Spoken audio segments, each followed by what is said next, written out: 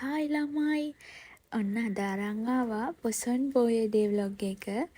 ඉතින් මේ ව්ලොග් එක පටන් ගන්නෙම දන්සලකින්. අපි යන ගමන් ඉස්සෙල්ලාම හම්බුන දන්සලක් තමා මේ රොටි දන්සලක්. ඉතින් ඒකෙන් කාලම තමා අපේ ගමන පටන් ගත්තේ. අපිට යාළුවෝ දෙන්නෙකුත් මගදී හම්බුණා. ඒ දෙන්නත් එක්කම තමා අපි ගියේ. ළඟම වගේ දන්සල් තිබ්බා. ඉතින් අපි රොටි කාලා එනකොට අපිට හම්බුණා පාන් දන්සලක්. මේ කොහෙද යන්නේ? කොහෙද යන්නේ? දවසම දන්සල් කන්න දාලා? මේ එක දන්සලකවත් සෙනඟ ගොඩක් හිටියේනේ අපිට විනාඩි 10ක් 15ක් වගේ තමයි ඉන්න උනේ. රොටිත් කාලා දැන් ඕම් පාන් එකත් අරගෙන අපි කනවා. මේ ඉන්නේ අපිත් එක්ක අපිට මගින් තමයි යාළුවා හම්බුනේ. මේ යාළුවෝ දෙන්න. ඉතින් මගේ වීඩියෝස් වල දකින්නවත් ඇති අපි ගොඩක් ට්‍රිප් එහෙම යනවා යාළුවත් එක්ක. ඉතින් පොඩි කයියකුත් දාගෙන අපි පාන් කෑවා. බඩ නම් හොඳටම පිරුණා. රොටිත් කාලානේ අපි හිටියේ. ඒ නිසා අපි දැන් මේ මිහින්තලේ පැත්තට යමු කියලා හිතාගෙන තමා ආවේ. කනදරා වැවහරිය හුළඟ නම් ගොඩාක් සැරයි මේ දවස්වල. ඉතින් අපි දෙන්නා එක කෝලම් කර ආවා.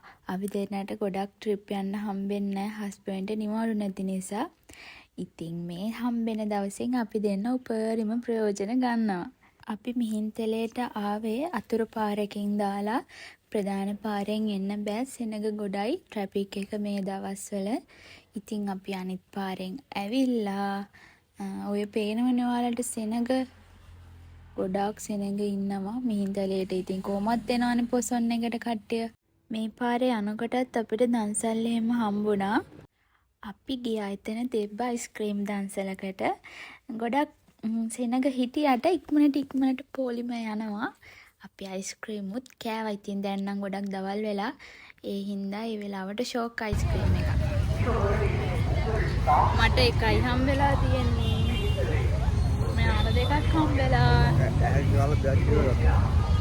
ගහලා කෙල්ලට දුන්නේ? ඔව් කෙල්ලට දුන්නේ.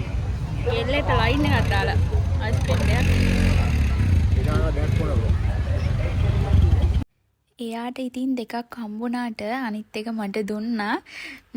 දෙකක් ගත්තට මටත් කා ගන්න බෑ අනේ. මේ මත් වෙනවා පැණි රහයි. මං ආපහු ටිකක් කාලා එයාටම දුන්නා ඉතින් ඒක. අපි පයින් ටිකක් දුර ඇවිද්දා මිහින්තලේ මේ කඩවල් තියෙන හරියෙන්. එතකොට අපිට මේ සෝයා මීට් දන්සලක් දෙනවා දැක්කා ෆෝචූන් එකෙන්. ඉතින් සෝයා මීට් කප් එකකුත් අරගෙන සෝයා මීට් ඩෙවල් එකක් ඒක. ඒකත් අරගෙන ඒකත් කකා ගියා. ඊට පස්සේ අපිට පීම දන්සලක් හම්බුණා. ඒ ළඟමයි තිබ්බේ. මේ අරව කාලා සෝයා මීට් සැර කාලා මේ ඇත්තටම තිබ්බයි හිටියේ. ඊට පස්සේ අපි ආවා අනුරාධපුරේ පැත්තට එන්න. ඔයාලට පේනව නේද වාහන ගොඩ. අනුරාධපුරේට ආවට පස්සේ අපිට කොෆි එකක් හම්බුණා. ඉතින් ඒකෙනුත් කොෆි බීලා අපි ආවා බත් දන්සලකට. මේ අපි දවසටම බත් කාලා හිටියෙත් නැහැ.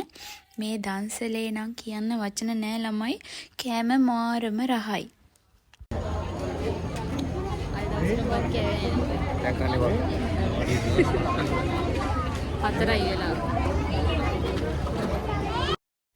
අපිට තිබ්බේ කහබත් හදලා පරිප්පුයි මැලේ අච්චාරුයි පපඩනුයි අඹයි ගර්කින් එකකුයි. ඇත්තටම හරිම රසට තිබ්බා සේරම ව්‍යංජන ටික. ගොඩාක් පිං ඉතින් එයාලට මිනින්දෝරුවකින් තමයි මට මතක විදියට ඒක දන්සල දුන්නේ. ඉතින් බඩගිනි වෙලා හිටියේ හොඳටම අපි දෙන්නටත්. බයික් එක දිගට ඇවිල්ලා මහන්සිත් එක්කනේ. ඉතින් අපි හිමීට කයියක් දාගෙන බත් කෑවා.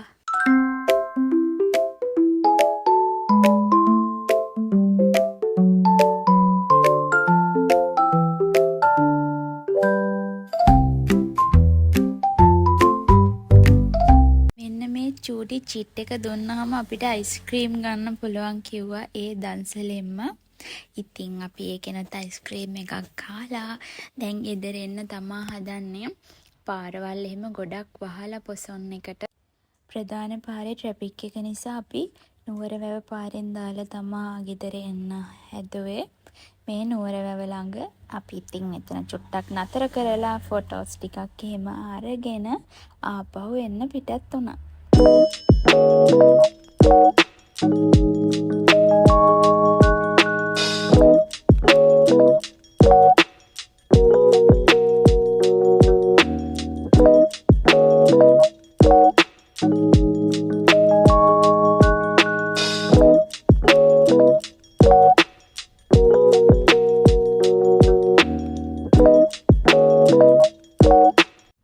මේ නුවරවැවේ අවසාන හරිය වගේ සෙනග ගොඩායි.